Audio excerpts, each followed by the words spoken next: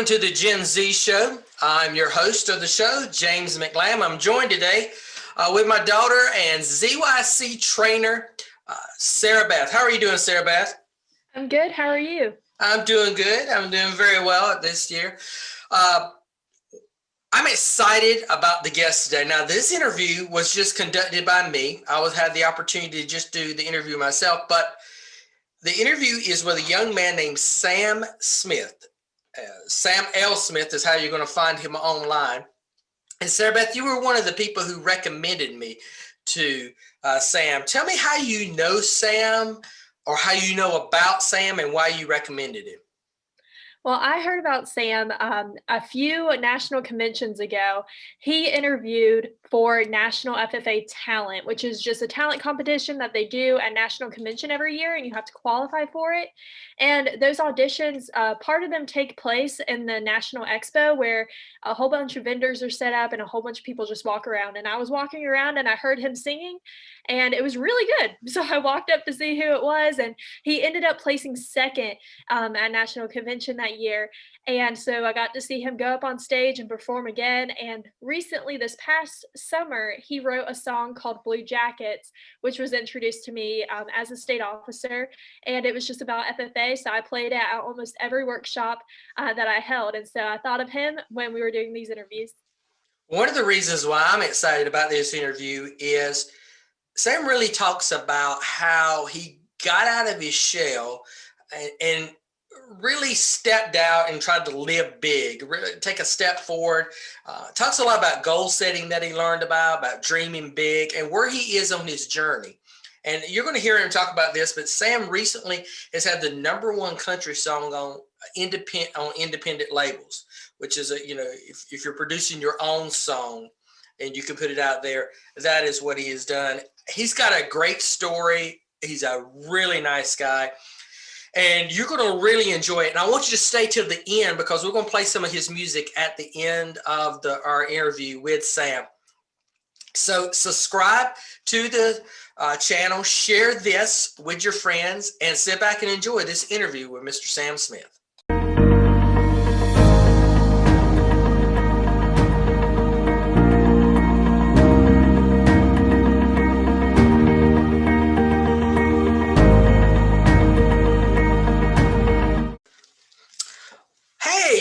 Sam, welcome to the Gen Z show. I'm really excited about having you here as our guest. Absolutely. Thanks for inviting me, James. I appreciate it. As I told you before we started the call, when I was asking the staff on who we needed to have as a potential guest, several of the people, my daughter and some folks from Minnesota, they are highly recommended that I get you to come on here. They said that your story would be one that would be very much an encouragement to our audience. So I appreciate you taking your time to do this. Well, thanks to them for kind of shouting me out. So I appreciate them. Well, they were both at 2019's National FFA Convention, so they got to hear you firsthand there. So they wanted to I think, and both of them were disappointed when their schedules didn't work so that they could be on the call, because they were both fighting to try to get on the call. So. Oh, no. So hopefully 2021 we'll see them at the National Convention, and then there won't be no fighting, hopefully. Well, there's a possibility that they could be back in some form or another there. So sure. So a lot of the audience, this may be their first time being exposed to you. So if you wouldn't mind, just introduce yourself to them. Tell them what you'd like for them to know about Sam Smith. Sure. So my name's Sam L. Smith. I'm a country and Christian country recording artist. Just had my first #1 this past December called The Way You Make Me Feel, and you can find that on Spotify, Apple Music, or whatever. And I'm on all social media, but man, I love doing what I do, and if it inspires others, that's really what puts a smile on my face. That's awesome.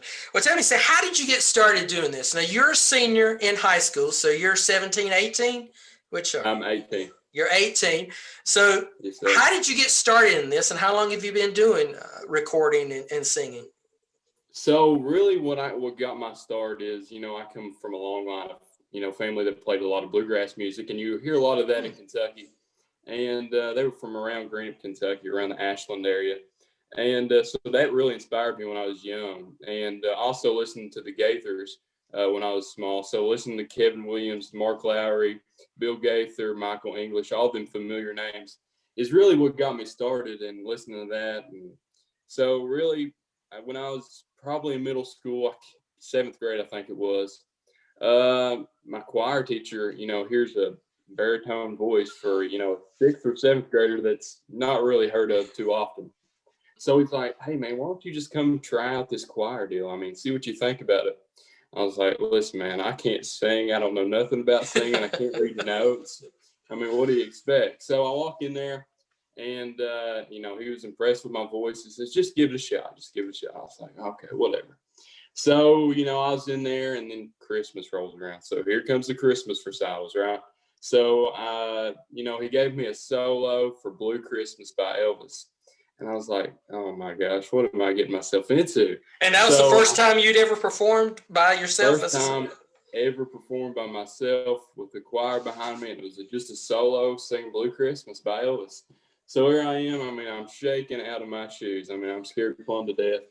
And I get up there and, people videoing. And I was like, why are they videoing me? I ain't going to do nothing. Well, anyways, put it on Facebook, got calls from churches and different events about me doing some singing and stuff, do like a special for a Sunday or something. And then that's when Long Black Train, one of my songs that I covered by Josh Turner, really come into play.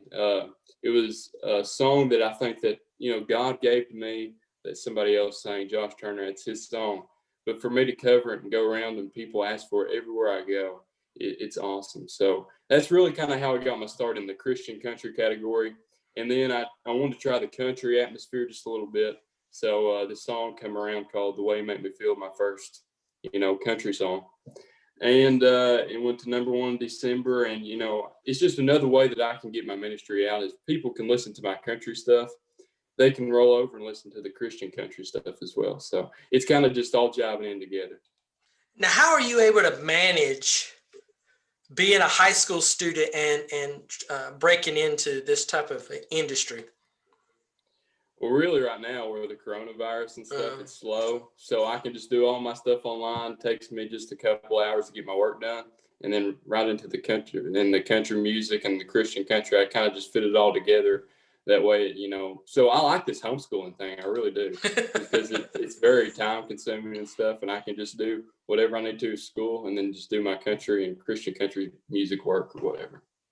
That's awesome. That's awesome. Yeah. Now, I know from your story that you've competed in several competitions and talent competitions. Yeah. A lot of people don't have the courage to step out and get involved in that kind of world of putting themselves out there. How did you get involved in that, and how did you feel competing?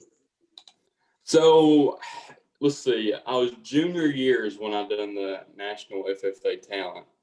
And so I was there sophomore year, and there was people singing and stuff, and they had like it was like a Tractor Supply that's where the karaoke people go and they karaoke and yeah. So that's kind of like a big thing during like the national convention. Everybody goes there and dances and karaoke's and stuff. Well, I went in there the first time, and I done, let's see, what song was it? I think it was Why Don't We Just Dance by Josh Turner. That's the first song I sang in front of him. And there was people all gathered around just to listen to me sing and everybody dance. It was so much fun. But, I really realized that I wanted to do that. And then they had the national talent competition. And I knew nothing about that. My advisors didn't know nothing about it. So they said, why don't you try the national talent for the next year? So I sent in my stuff, and, the advisors, they really pushed me for my music and everything. They're pretty much my backbone. So they're very supportive. So really it was just out of the blue, they told me to do it. And I was like, well, shoot, I'll try it. So sent in my application, got top 50 and then top 25 and then top 15 and then top 5. So it was pretty neat. So pretty much my advisors today was the people that really supported me on that. Now the FFA is not the only competition you've been involved with, right? No, I've done the National Barrel Horse Association. So I barrel race as well. That's another side fact about me. I like to barrel race and have horses and stuff. And so they had a competition, an idle competition. and I won that, and that was in 2017 or whatever. So that was a pretty neat deal. And then the FBLA State Talent, I won that, and then I won Kentucky State Talent. So for the FFA, and then I done for the FBLA, I got first place as well. So how do you feel when you get that opportunity to, compete like that? Well, it's a pretty cool opportunity, but man, it's kind of nerve-wracking a lot. So that's hard for me because I'm kind of a nervous type anyways. But I mean, to have people that support me and support anything I do, and they're pushing me and stuff, that just encourages me. Did you sing covers of songs or original songs in these competitions? No, I sang cover songs, mainly Josh Turner, Randy Travis, Keith Whitley, a bunch of people that inspire me. There's so many more, but those were the main three that I sung. Man, you going back in time with Keith Whitley there. Oh yeah, so I like to do traditional country music, and if you hear some of my music, you hear a lot of steel guitar, fiddle, and if you listen to me, you hear a lot of them three people right there. So that's kind of I like new country as well, but man, I like to take it old school. Now I know 2020 probably just put everything kind of in a weird situation. You weren't able to perform as much, but before then, with performance and stuff, what is the best thing that you like about performing? The best thing I like about performing, man, is just getting up there and, with my music and stuff, trying to inspire people and put a smile on their face and hear people sing along, whether it's my song or I'm doing a cover song. It's just getting up there and seeing people smile and just have a good time because, 2020, it's kind of rough and you can't see them smiles through a screen. Especially here recently, I've been trying to do like the Facebook Lives and stuff and trying to, try to engage people to have, you still smile and have the band with me. And I don't know, I just love to go up there. It's just a good feeling to go up there and do something good. So you've done some Facebook Lives with a band? Yes, done it with a band. So I just got new with this band. It's me and my band. We're called the Midnight Riders, and it's kind of a new thing. And so that's the best thing about 2020 was probably getting my band and having them with me, and it's something new I've never done before. So we've had a few events. We just got back from Indiana this past weekend from doing a show. So kind of 2021, kind of how we're starting it was getting the band out there and trying to do some songs and stuff. And you do the Facebook Lives through your site? Yep, through Samuel Smith Music on Facebook. So check them out. So when you're able to do that, do you get a lot of interaction from the people, or how is that going for you? Yeah, so that's going good. I mean, we get roughly around 2,000 views or whatever. So holy moly, that's pretty big actually. Well, for a little guy who's just getting started with the band and stuff, it ain't too bad. But so it's something different that we're trying to try, and so I don't know, something different. I think that you should be very proud of that. I mean, just starting off. We're tickled plumb to death. So what's your long-term goals with this? Is this a career that you want, or is this a side hustle, or just a exciting hobby? What do you see yourself?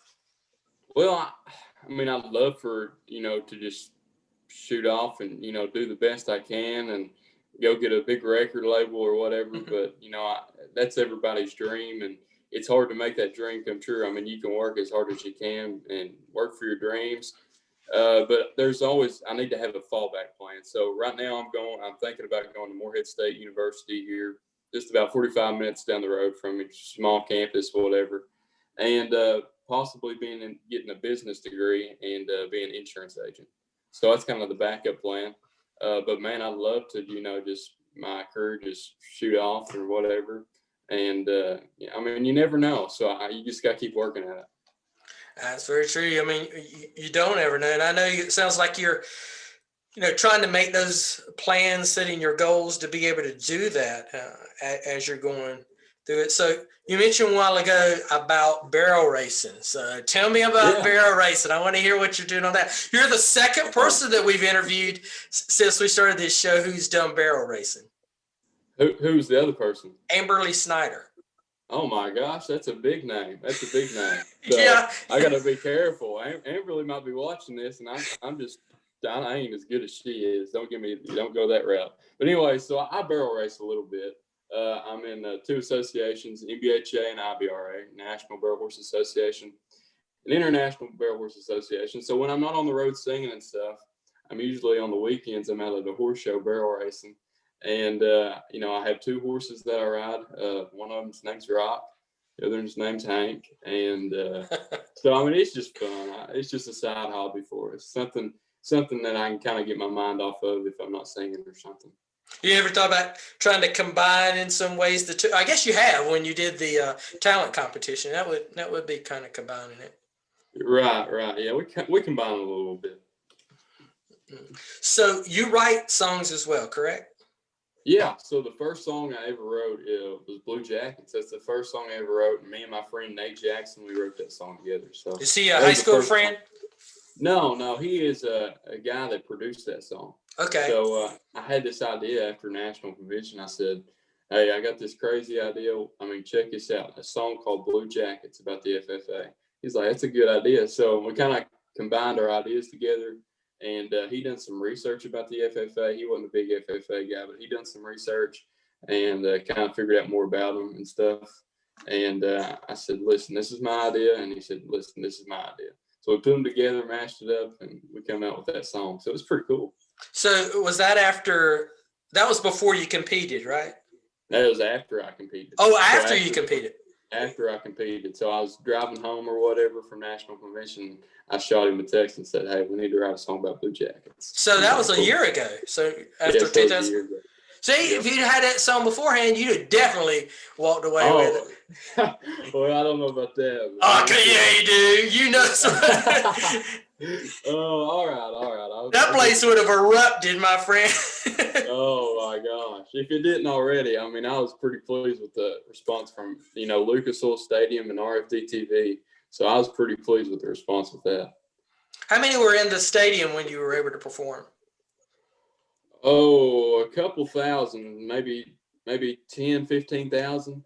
Mm-hmm. So there was quite a few, maybe even more than that. I don't know. I just know that I was pretty nervous. So, so it was fun. It was cool to get all the response and stuff, and then walking around in the convention hall, and people were like, "You that guy that sung?" I was like, "Yes, that's me." That's cool. Everywhere I went. It's pretty neat though, and I can't wait to go back next year. So hopefully, I'll be able to go back next year just due to the stuff and everything. When did you release Blue Jackets? I released Blue Jackets. I think it was in March. I think it was. So right before COVID hit. So really, right before COVID hit. So what a great song before COVID hit, and to have a song like that. So. That is pretty cool, because I was wondering, the people who recommended you, they both were at the convention. And they mentioned this song, so they were following you. They obviously were following you enough to know, that you'd release something, because they both mentioned that. So I just assumed that it was done beforehand. But wow, that's an even better story. Yeah, it would have been neat if it was already done, but it wasn't, and I didn't think about it until after National Convention. So what's as far as I know, that's the first song about FFA. That's, I think, if I'm not mistaken, that's the first song that's about FFA. So I thought that was pretty cool. Probably that an artist has done. FFA did some.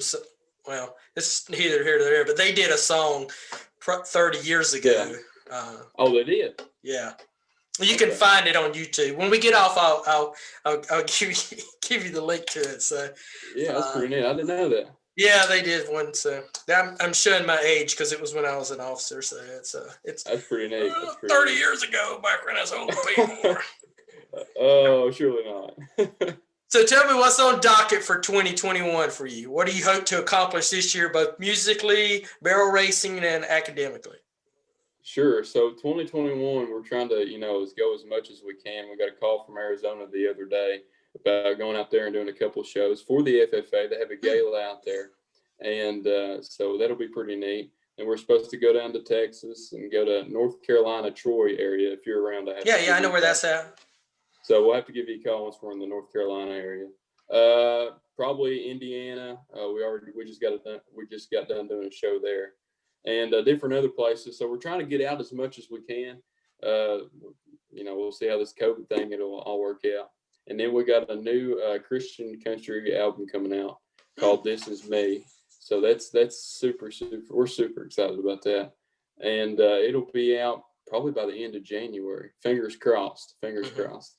They're still doing some tweaking on it and stuff, and fingers crossed it'll be done by the end of January, maybe February. So we're really excited about that. And on the barrel racing side, I really don't have no goals. I just sit up there and ride. So it's kind of usually my horses do the work. I just sit up there. So that's always a plus. I don't know. It's pretty neat. Our audience are dreamers. They're goal setters. But some of them just don't have the courage to really put themselves out there like you have, Sam. What is the best advice that you have been given by anyone that has helped push you along in this journey? Sure. I know a lot of people say it, but you gotta set your goals out and push for them goals. That's kind of what I've done here in the past is, for 2021, I got my goals. I want to, reach so many people. I want to, do this. I want to do that. Well, it all comes with a work ethic, and you got to work for it. It just don't come to you. You got to work for it. And, that's what my family teaches me. If you want to do something in life, you got to work for it. And kind of like your prayers, you got to put feet on your prayers. And so that's something else as well. So that's pretty much, just got to work for it. You just got to strive and do the best you can. I mean, just do what you can and strive to be 100%. So that would be your advice that you would give aspiring young people, no matter what their dreams and goals are. Sure, absolutely. Just strive and work hard, and set goals and push yourself. Do everything you can to reach them goals. I really love that. Couple quick questions here, just to get a feel for it, so the audience can get a feel for you. Who's your favorite artist of all time? Yeah, man. Oh man, of all time. Man. Yeah. Got to dig deep. Probably George Strait. You can't go wrong there. That's a good answer. Yeah.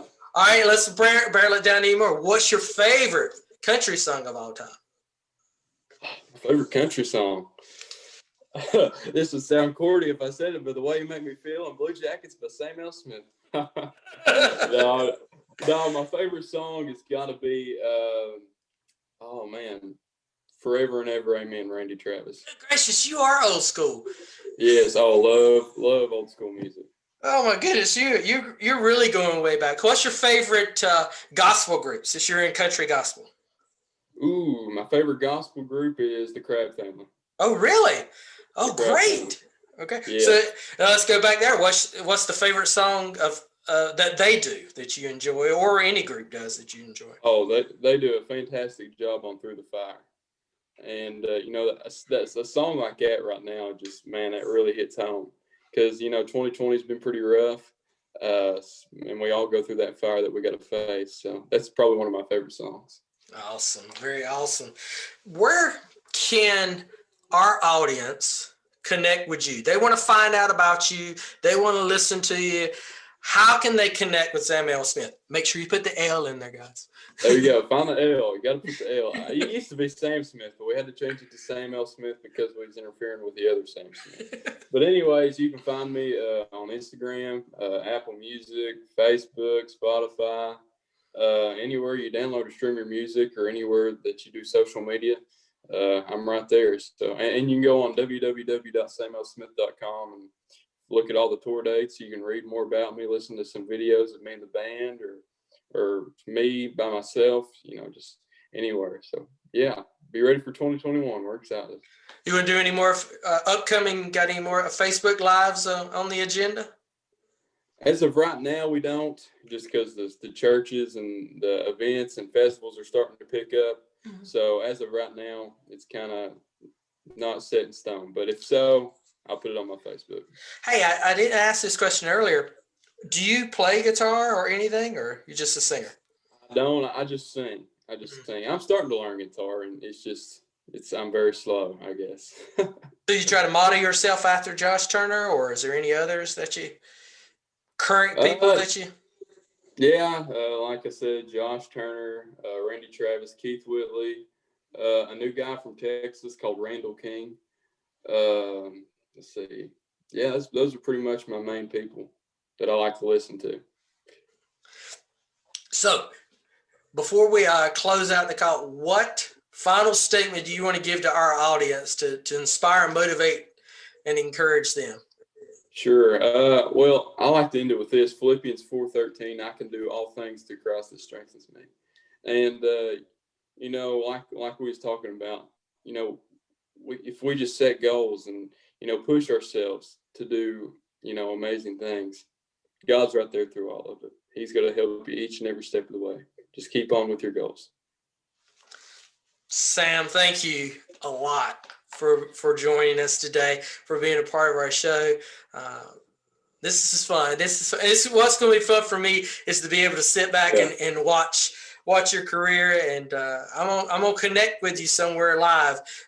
Don't know when, but we're gonna connect somewhere live so that we can get together and get to meet and promote you. And I want to thank the audience for joining us today. Again, subscribe to the Gen Z Show. You look down to the subscribe button, which is below us, and share this episode.